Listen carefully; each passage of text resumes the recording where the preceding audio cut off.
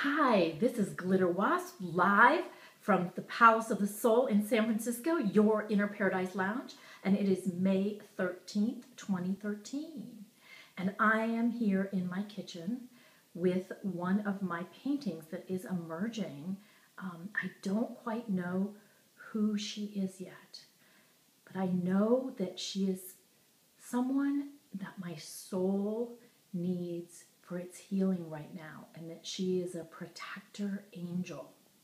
So I was wondering, have you been doing your homework or your play at home? Have you gone on your field trip? And have you been meditating and visioning and inquiring into what it looks like for you to be queen of your own heart? I have been on this journey with you, this healing journey. And what I want to share with you tonight is some of the things that have shown up for me.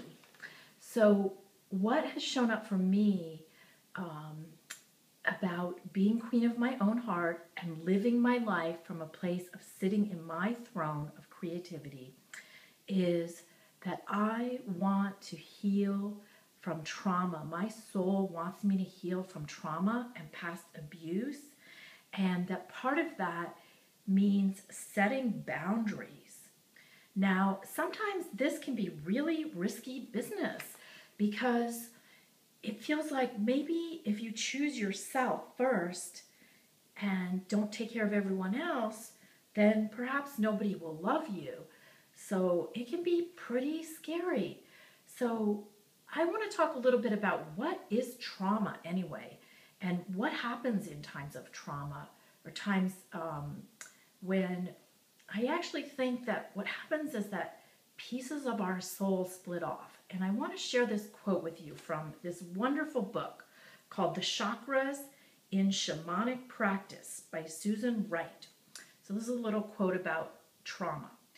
Pieces of the soul split off in times of trauma. When we are forced to choose between the full expression of our soul and our connection to our parents, this is trauma. When we have to suppress or repress the natural release of emotions around a wound, this is trauma. When other people act out their emotions on us, whether intentionally or unconsciously, this can create trauma, especially if a child is not permitted to make appropriate boundaries with an invasive parent or other source of authority. When we are overwhelmed and don't have adequate support to meet the life tasks we are given, this can be trauma. It is also trauma when we are abandoned. Now, I'm not trying to say that parents are bad. I think parents are inherently good. Now, this might be sort of outrageous, but I think all parents are doing the best they can at the moment. But as we all know, especially if you're a parent, you don't always give your child exactly what they need. So for me, the setting of boundaries is really showing up for me. And I have been doing that. But I realized today when I was setting boundaries about something that I had an anxiety attack about it. And this really inspired me to go deeper into my process and try to understand where this anxiety was coming from so I could heal it. So where it came from is that in my family, because my dad was bipolar, if you tried to set boundaries, sometimes you would get yelled at or violated even worse. So now what I'm really trying to heal is that I am safe and I have accessible to me the possibility of rewiring my brain through image and creativity. I can give messages to my subconscious and my unconscious mind. And I can allow this anxiety and these patterns, these stories, these old stories that I really want to release, I can allow them to emerge through this process of active imagination, and I can witness them and feel the feelings and move them out of my energy field and onto the canvas. And then I can gently release them and open up space for a new story. So my soul actually knows exactly what it needs to heal right now, just as yours does. And this new story can be created with paintbrush and pen.